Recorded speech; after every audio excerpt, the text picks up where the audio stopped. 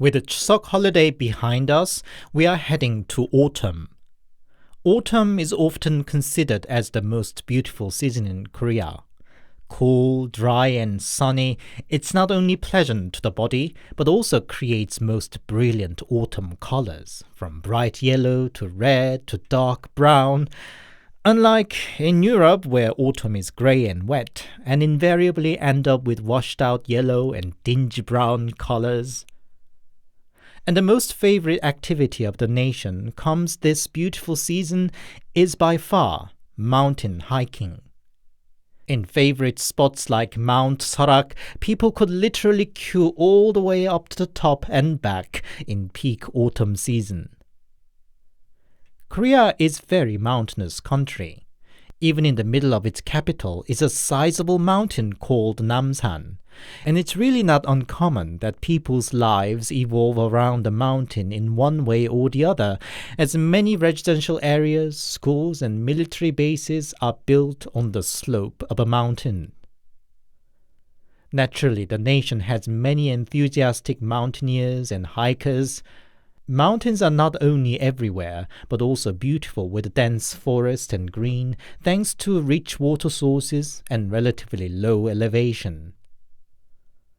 But as with any nature, mountains can pose an unexpected danger. Trails are quite rough, and combined with unexpected weather, we still get 100 to 200 deaths in the mountains annually. And apart from such obvious dangers, some would warn mountains are full of paranormal presence too. Traditionally, tombs were made in mountains, so not only there are many ghosts from them on top of that of the victims of accidents, there are also spirits of wild animals and also natural deities of ages-old trees and rocks and mountains themselves. Far away from hustle and bustle of human activity and their yang energy, all these paranormal presences can thrive in mountains. Believe it or not. Today, I collected bizarre stories from mountain hikers, from weird encounters to tragic accident. So, here are 6 allegedly true stories from Korea about strange things happened in the mountains. As always, handpicked, translated, and narrated by your host, Anthony.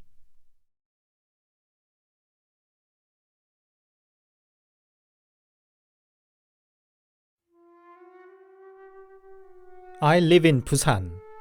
There's a mountain called Hwangyeonsan not far from the center of the town. The first time I visited there was with my dad, and the beautiful nature and the view from the top left me an unforgettable impression. Ever since, the mountain became my favorite place to be and my playground. During the summer vacation in my second year of high school, call it a vacation, but life as a high schooler ran the same old routine regardless. By the time I came back from the cram school, it was usually past 10 at night. But one day it finished an hour earlier than usual, and I and my buddy Minsu wanted to make the most of that precious extra hour of free time. I suggested to go hiking in the Hwangyeong mountain, and Minsu agreed. We stopped by at Minsu's to pick up a hand torch and snacks Minsu's mom prepared for us, believing we were heading off to library to study. It was dark apart from the light from the torch, but I was so used to the trail, and we reached the top without much trouble an hour later. The view over the city at night was beautiful. The stress of study and cram school through the muggy summer days all disappeared. Pity it was such a calm weather and there was no cool breeze to cool our sweat. But regardless, we shared the snack we brought with and chatted light-heartedly until Minsu received a text from his mom. Only then we realized it was passing midnight already. Didn't realize it on the way up, but I must have been pretty tired, and my walk got slow and heavy on the way down. And then in the torchlight, we faced a big old tree, probably an oak. It caught our attention because one sizable branch of it was moving up and down. It was curious. If it were because of wind, other more delicate branches should be also moving. But it was just that single large branch. And by the way, it was a calm night, and there just was no wind strong enough to move such a branch. We both stopped and looked at each other. Minsu didn't say anything, but I could tell he found it weird too. We shined the torch straight towards the tree. The same branch was still moving. No, it was shaking even more than before. The leaves started falling down, and the whole tree seemed shaking with it. It got more and more violent that the branch seemed to snap any minute. And it did, with a loud crack. I just kept looking at now silent tree, not sure what to make of what I just saw. Suddenly, Minsu slapped the back of my head and shouted, "Run!" He indeed grabbed my hand and started running down. I didn't know what was going on, but just followed his lead. The light from the small torch jumped up and down as we ran. A couple of times we slipped and fell too, and soon we lost the torch altogether. Had I not been so much used to the mountain trail, we couldn't have possibly found our way in the pitch dark. All the while, Minsu kept glancing back. "Go away! Away! Don't stop! Keep running!" I still didn't know what we were running away from, but his desperate screams were enough to convince me it was no ordinary matter. After a few more times of falling and rolling, I finally saw the street light, the sign that we reached the foot of the mountain. I slowed down to catch my breath, but Minsu glanced back one more time and shouted, "Keep running!" I just screamed and ran as was told. And we kept running till we reached the street and met a convenient store. Minsu was still tense and shivering. He didn't react to me, but kept glaring at the dark towards the mountain for a long time, and finally fell to the ground with a big sigh. I bought a can of drink from the store and handed it to him, and he drank it down to the last drop. Still, after quite some time, he finally said with a shaky voice, "Didn't you see?" No, I didn't see anything. What did he see? After another long pause, Minsu said, I saw. No, I felt. No, I saw. Yes, I did see. What he saw was the tree branch and a woman hung from it, bobbing up and down. As she moved up and down, her neck stretched out till her feet touched the ground. Then she jumped up and down, building more and more momentum, and the moment she sneered at Minsu, the branch broke off, and she rushed towards us. That was when he grabbed me and ran. If she was so fast or her neck stretched out so far, he wasn't sure, but Minsu said he could hear her teeth chatter right behind his head as if to bite him any second. When we reached the foot of the mountain, she seemed stopping the chase, but as soon as I slowed down, Minsu saw her rushing towards again, and he had to shout at me to keep running. He was clearly traumatized and asked me to stay at his place for the night. He had a hard time falling asleep into early hours, but fortunately seemed recovering soon in the following days. Since I didn't see what he saw, I can't be sure, but his reactions suggested he was at least dead serious with his own account.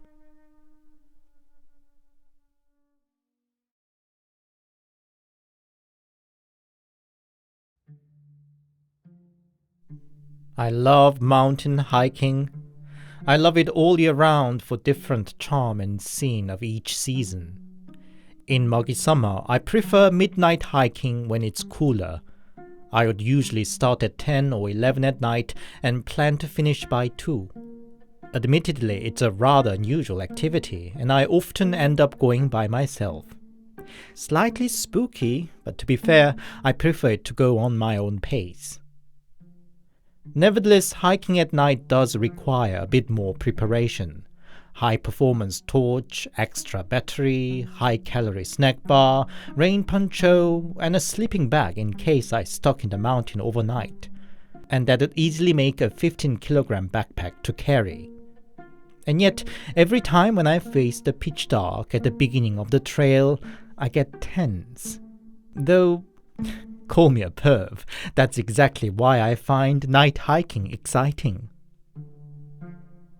That night, I took the trail from Guryong Mountain over to Taemo Mountain. They are not high mountains, but the trail over the ridge reached good 8 kilometers. Overall, it wasn't too rough, making it a good route for a night hiking. I'm also pretty used to the trail, and I could take it light-heartedly. By the time I reached deep in the mountain, it was well past 11. It had showered in the evening, and the air in the forest was thick with wet haze. Normally I would feel energized after the first 10-20 minutes, but probably because I had a long day at work that day, I still felt heavy past 30-minute point. So I took a slow steps, sweating in the humid air. From about 100 meters ahead of me, I heard a scream.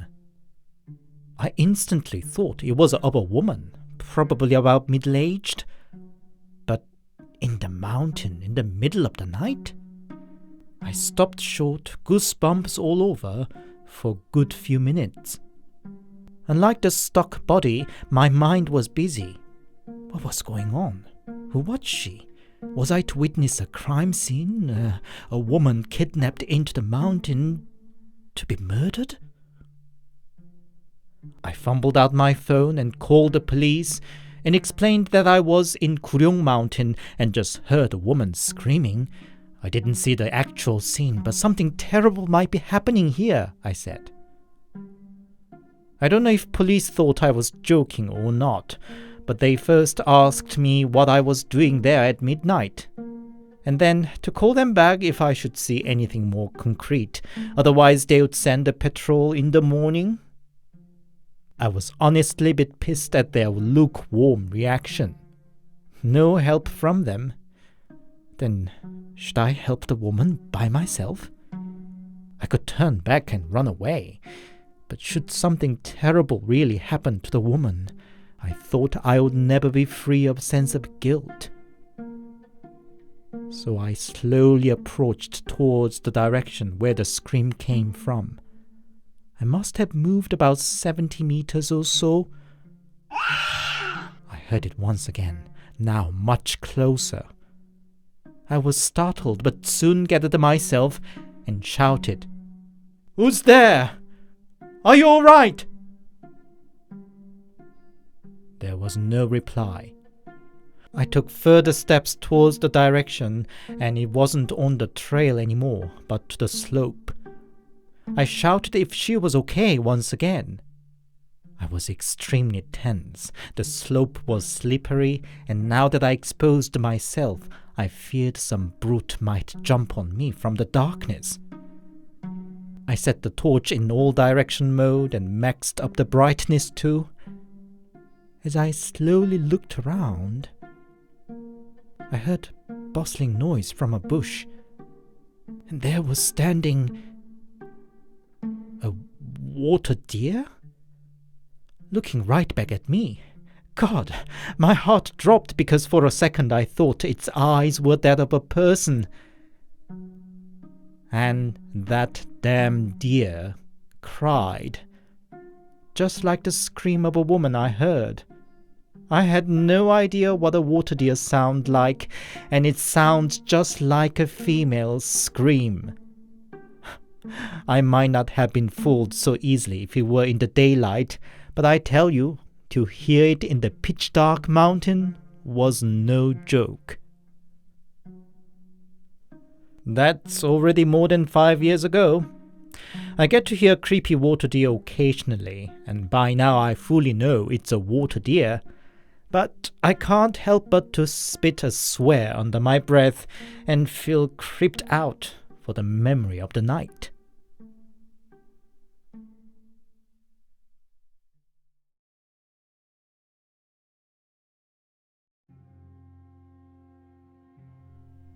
It's a story a teacher told us during a class.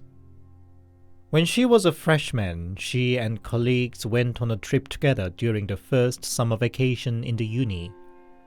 Their destination was Mount Chiri.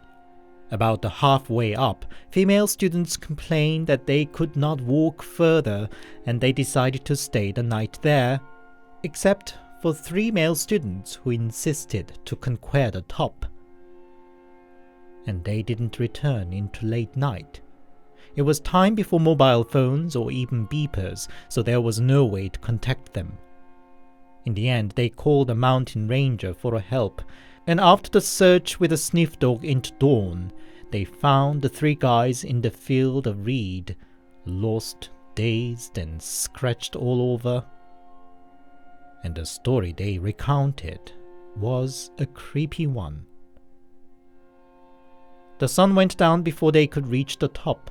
As you know, sun sets all of a sudden in the mountain. They didn't even have a torch, and they soon lost in the pitch dark, exhausted and panicked. Then they heard somebody wailing from afar. They were so desperate that they were just happy to have encountered another human being rather than finding it weird. They followed the sound and found an old woman crying and wailing at a tomb. They explained to her that they were lost, and the old woman took them back to her place. Her house was an old, traditional thatched cottage with a small open floor and a single room that linked to the kitchen through a small door. 2 guys got inside the room, while the 3rd one just lied down on the floor, claiming that he was so exhausted even to undo his hiking boots. The old woman brought them food, a big mound of rice in a single brass bowl, a small bowl of soy sauce, and 3 spoons. But the guys were not in the position to complain and just digged in.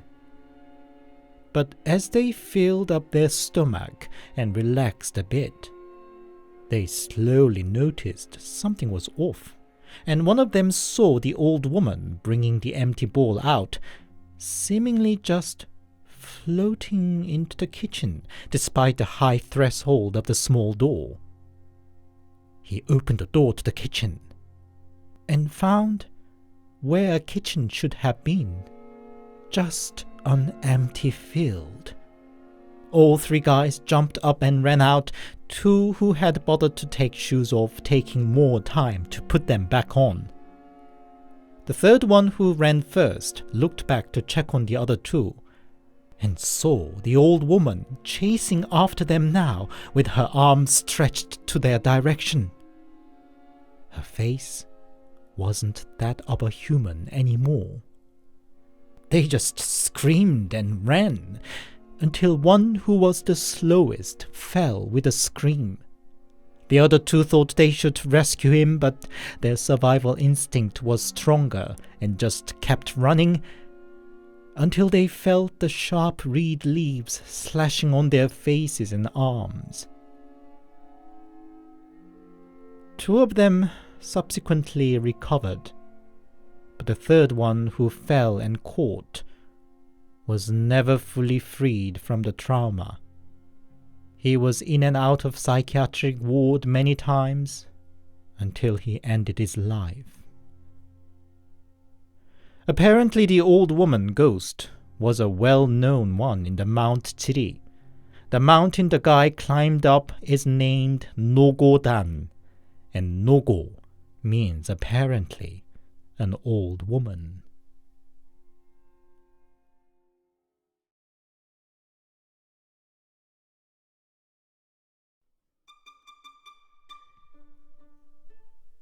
I'm an architect, and these are anecdotes my boss told me.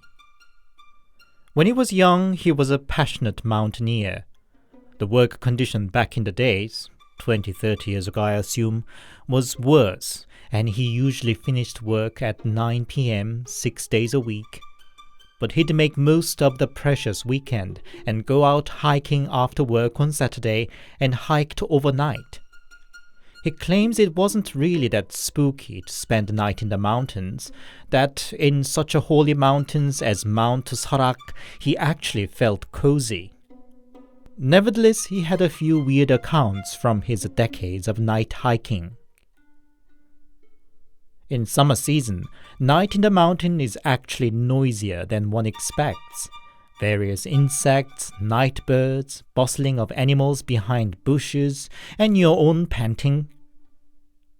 One night he was hiking up a mountain as usual and heard people, about 4, 5 of them, chatting and laughing among themselves. It didn't sound far. It actually sounded more like a whisper in the ear, and yet he couldn't understand what was said clearly. He stopped and listened out, but the noise stopped as soon as it did. When he resumed walking, the noise came back, again in the intimate proximity. One would say something, and then the other would react in the tone of, "Oh, yes, yes," and then burst into giggles. Anything could happen in the mountains in the middle of the night, and he tried to ignore it the longest time, but it bothered what was meant to be a peaceful hiking. And at a certain point he turned sharply towards the direction of the noise, shining the torch. There was a deer, possibly a water deer, looking straight back, its eyes reflecting back the light. Could that have been talking all the while? My boss thought, and quickly laughed at his own nonsensical thought. But then he saw the deer smiling, its eyes narrowing and mouth spreading like a person, and it said, "Oh, yes, yes," before it disappeared among tall grass. It was exactly the voice that had been haunting the whole night, except it didn't ring like a whisper, but more straightforward, like it directly talked to him. The light situation varied in the night in the mountain. Sometimes the moon shines bright, sometimes not, and sometimes the dense forest blocks any light. And sometimes, when it is really, really dark, he gets to see some light from the other side of the mountain, a round ball of a light moving up and down, or in a horizontal figure of 8. And sometimes it'll drop all the way down to the foot of the mountain. It could have been some sort of military signal or something, he'd rationalize. But then he would see no sign of observation tower or watch post there in the daylight. Midnight hiking is usually a lone activity, but not always. Sometimes he would run into fellow mad hikers or people camping out in the wild. One drizzly night, my boss ran into somebody coming down the mountain. But his attire was out of place. Dark trench coat and a fedora hat, like a detective from a noir film. He was too curious not to stare at him, but the strange man, though he clearly noticed the presence of my boss, didn't even give one look at him. But the moment he walked past my boss, "Go back," said he in a low voice. Boss was surprised, but when he turned back, the strange man was already far down the trail, and he could not ask whatever he meant. But what else was there to do but carrying on his way anyway? But soon he saw a group of people coming down. The trail was narrow, and the boss stepped aside to let them pass. But how curious! Not only was so rare to run into such many people during a night hiking, but this group was such a weird mixed bunch. A man in an army uniform, or an old man in white, a grown-up man in a rainbow shirt, 4 5-year-old looking boys in rags, some 20 of them, all in different age and attire.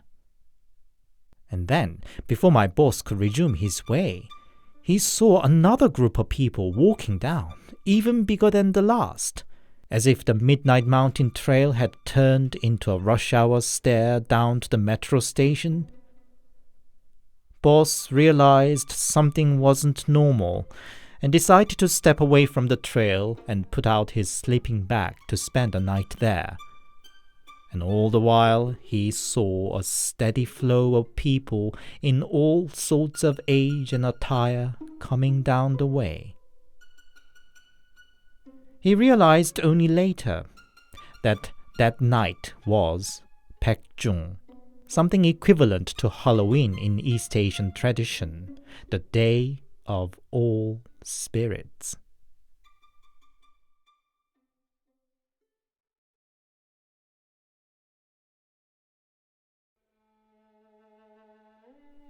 It's a story a cram school teacher told us.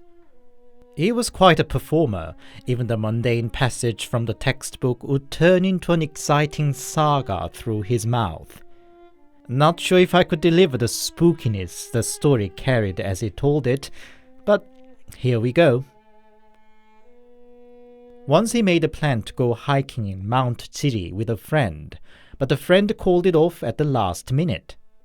Teacher was pissed because it was the peak season of autumn color in the mountain, so he decided to go anyway by himself. In his brand new hiking backpack he bought for the occasion, he didn't forget to pack some bottles of soju. Apparently it is so particular to drink in the mountain. The beautiful view around elevates the cheap bitter soju taste like sweet nectar, or so he explained. He was no newbie in the mountain hiking, so he light-heartedly reached the spot he aimed for. He sat there in the mild autumn sun, sipping soju and enjoying himself, and dozed off. When he got up, the sky was already turning purple. He hurried his way down, but night set in quickly and suddenly. To make the matter worse, his haste made him slip and roll down a slope.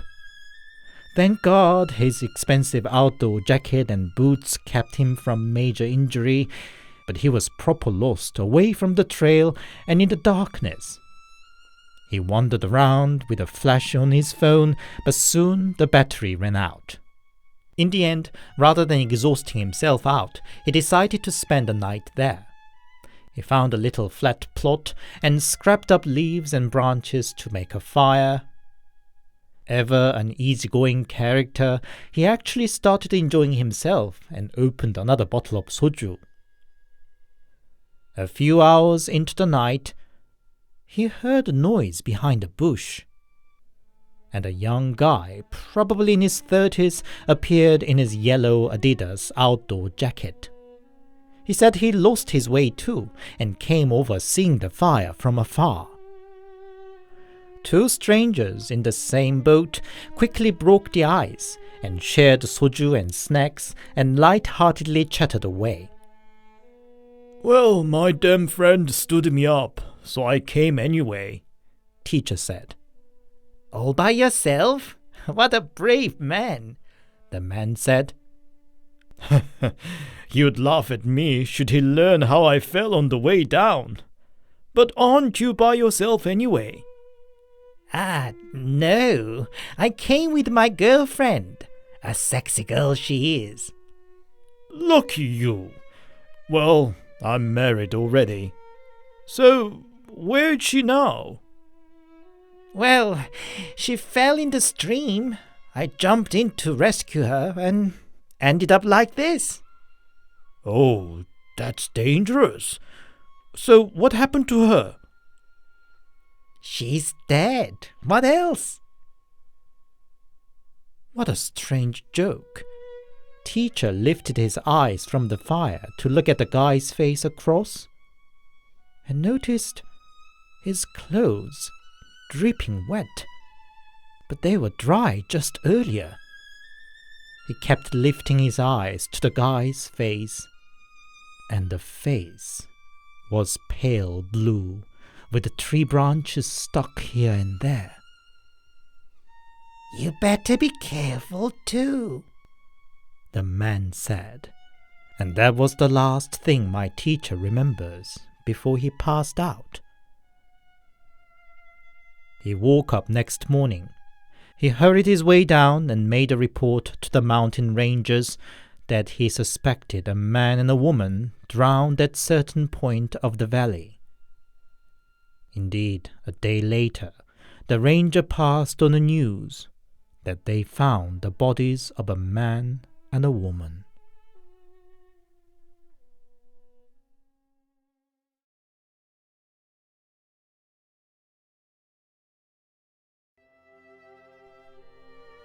This story has been circulating a while, so make what you will. One winter day, a group of uni students went on a hiking to a mountain. They were all members of the university mountaineering club. Kim was the newest member to the club, and inexperienced he lagged behind the others. The leader of the club, a senior student, kept his side, telling him some encouraging words. "Hey, you're doing just fine. It's just others are more used to this. Keep your pace." About 2/3 up the trail, weather turned, and heavy snowstorm caught them by surprise. They decided to get to the nearest mountain cottage. Flying snowflakes were so dense that they could hardly see and were guided by the sight of the back of the person right in front. They made it to the cottage, except for newbie Kim. In that blinding storm and hastily changed plan, he must have been left behind. The leader told the others to stay put in the cottage and went out into the storm again to look for the missing member. After a nerve-wracking hour, Kim walked into the cottage, practically a walking snowman. Other members hailed. "But where's the leader?" one of them asked. "Leader? But I didn't see him. I found my way by myself," Kim said. Some members suggested they should go searching for the leader, but other more rational ones argued against it. With a storm still raging and the dusk setting in, it was much too risky. The leader didn't come back. The members and mountain rangers' search the following days didn't yield anything either. He was gone missing like that. A year passed. Some of the remaining members of the club gathered in the same cottage, including Kim, to remember their lost leader. After drinks, somber talks, and some teary moments, they went to bed. As soon as the lights went off in the cottage, they were startled by the noise from the outside, that of a raging storm. But it couldn't be. The weather was perfectly calm that day, and they even saw the moon and stars in perfectly clear night sky. It sounded just like that tragic night a year ago. Before anybody could dare to stand up and check outside, they heard another sound from the outside of a person walking on the snow. Clearly the person was walking around the cottage. And on top of that, they heard a voice saying something. "That's Kim made it. That's Kim made it.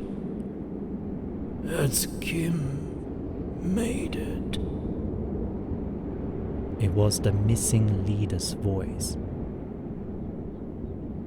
Kim bursted into tears and managed to shout in a shaky voice, Yes, leader, I made it. I made it. And thank you. At that, the sound of the footsteps walked away and disappeared together with the sound of a snowstorm. Following spring in the still snow-clad valley of the mountain, the leader's body was found.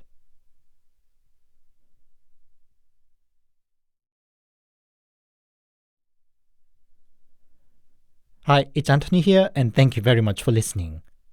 I hope you enjoyed today's stories. My dad used to love mountain hiking too, and occasionally I joined him half-heartedly.